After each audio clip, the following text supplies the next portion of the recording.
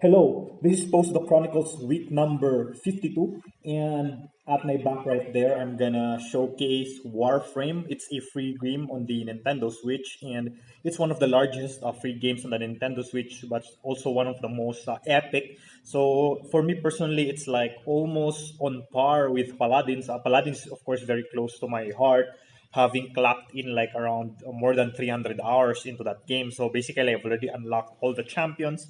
I'm not playing it anymore unless they're gonna produce a new champion. Then I'm gonna go back and unlock that guy. But yeah, going back to Warframe, this game is the tagline is ninjas play free, and it's basically a sci-fi shooting game, a loot first person shooter where you are basically a ninja in outer space. So in the beginning you choose a warframe. So warframes are like this suits of armor that you get to wear, and then each suit of armor, each warframe have very different skills, very different properties, and very different tool set, that they can use during combat. And it's really pretty cool because what you do is you jump planet to planet, doing this quest that could be like, defend an area for a certain amount of time, or kill or all enemies in an area. And the nice thing is every area that you go into is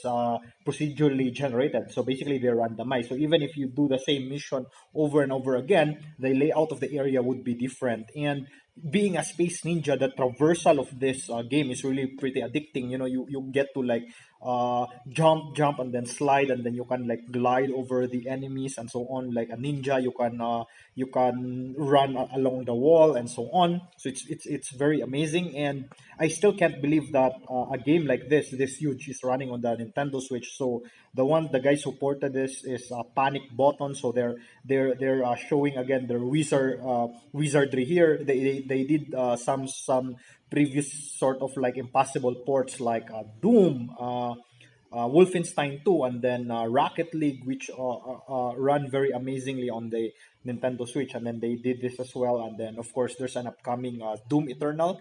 It's also going to be ported by Panic Button. But going back to Warframe, so again, this is a free game, but the nice thing about this game, as opposed to other free games, is that every free game has, an in-game currency where you can buy with your own real money. But the thing here is, if you buy, or if you use the in-game currency in Warframe, you're actually like missing all the fun. Because when you, for example, when you craft armors, when you craft weapons, you wait real time before the armors get to cook. So for example, if I create a new warframe, then I would wait 72 hours before that warframe gets ready. So what you can do is you can spend real money and then buy some currency, and then basically skip that 72 hours. And I feel like, the game loses its charm when you do it that way. So basically when you pay, it's like you're paying to skip, which is I don't know, I don't know why you would want to do that.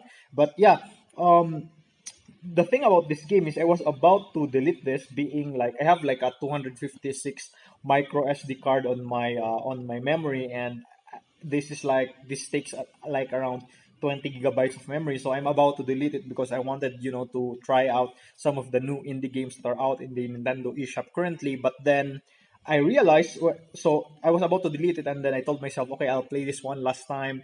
Maybe it will charm me, enthrall me again, and it did. And the reason is because this is actually the only free game. So usually when you have free games like Paladins or Fortnite, you would need an internet connection. And the thing is, the internet here in the university is actually restricted. So in other words, I can use it to access, like, it's really fast. I can use it to access websites and so on. Even the Nintendo eShop, I use the internet here to download like huge games like Warframe. However, since it's restricted, you can't use the internet to do online play. So for example, yes, I can connect the Nintendo Switch to the internet, I can download updates, I can download game, but I couldn't play online with it. So I couldn't play games like Fortnite, I couldn't play Diablo 3 online, for example.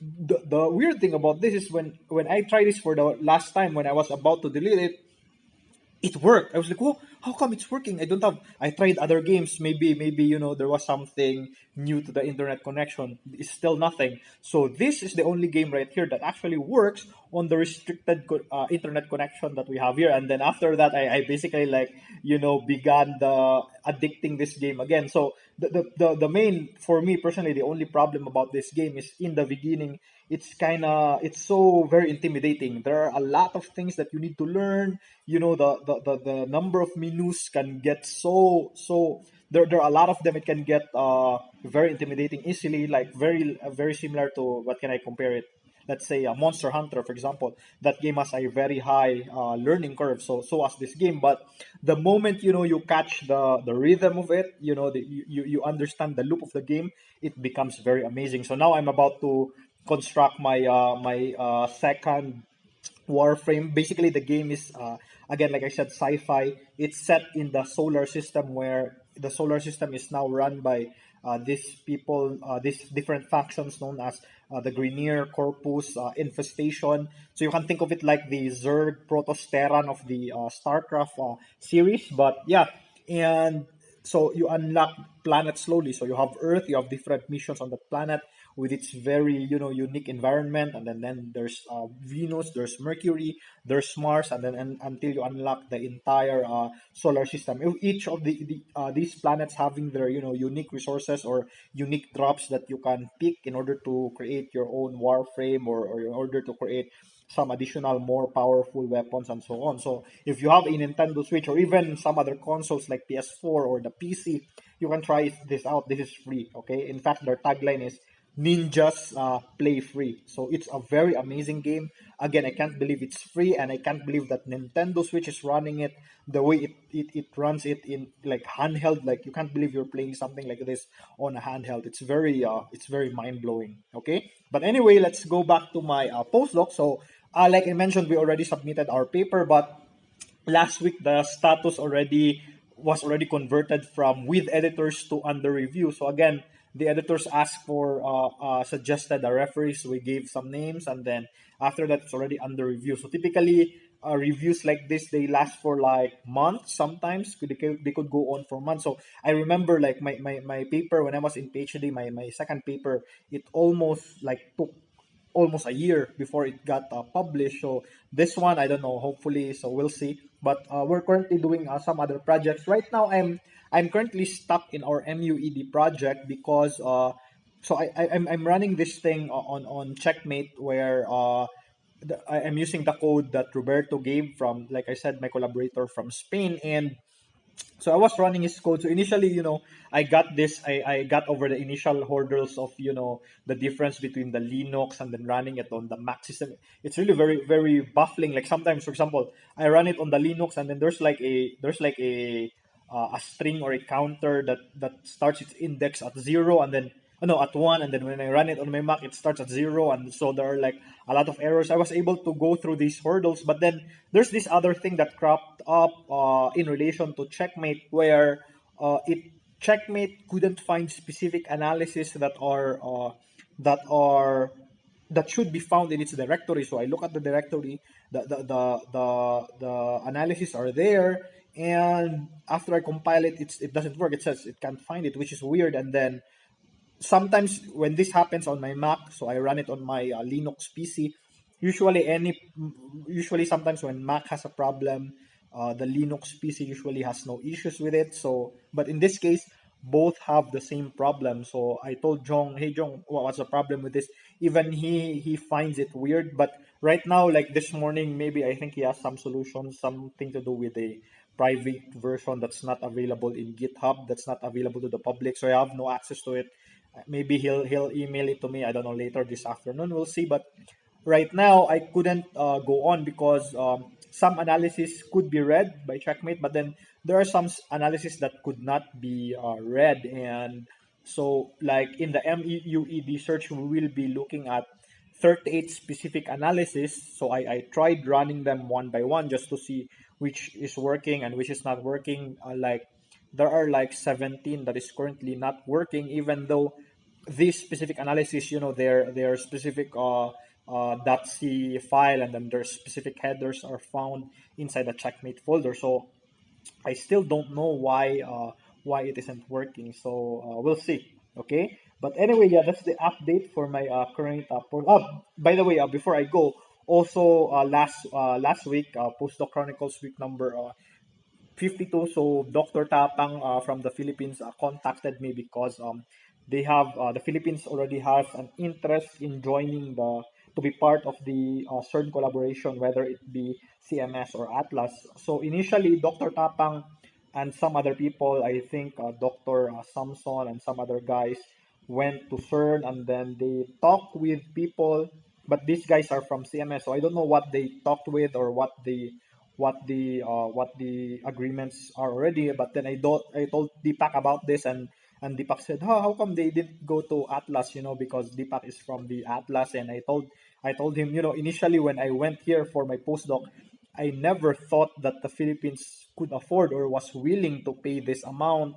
I believe it's like, I don't know, 15 million pesos or something like that per year for a membership, because to be a member of the collaboration, your country or your government do have to pay a certain amount of contribution to be part of that, Atlas or CMS list of collaborators. So when I came here, I didn't know that we had that will, or we can afford to do that, or the government was the Department of Science and Technology was willing to pay for that amount. So basically, my first year of postdoc was designed having in mind that when I go back, we will be doing things that are not directly linked to CERN, like things that you don't really need CERN for. For example, phenomenology. That's basically what a lot of the things I've been doing in my first year of postdoc is entirely focused on that, focused on phenomenology. And so now that Deepak knows that we have this interest, so we are now slowly shifting my training or my skill set for my second year of postdoc, so that uh we could what do you call this, we could accommodate this new direction, whereby the Philippines is willing to be part of an experimental collaboration. So I don't know if it pushes through, if it is, whether it's CMS or Atlas, then maybe I can now I have a direction to go to for my third year of postdoc, because NIP wanted me to do 3 years of postdoc, and my contract here in WITS is just for 2 years. So what would happen is, I don't know, if it's CMS, then maybe I'll be trained somewhere else for to be part of the CMS collaboration. Or if it pushes through with Atlas, if Deepak, Dr. Tapang and I, we will have like some sort of video conference somewhere in the near future. And then if goes into that direction, then maybe Deepak can still have me for my third year. So we'll see what happens. Okay, but anyway, this has been Postdoc Chronicles week number 52. We're almost on the 54 mark for the technical 1 year in South Africa. But thanks for watching, and I'll see you next time. Bye bye.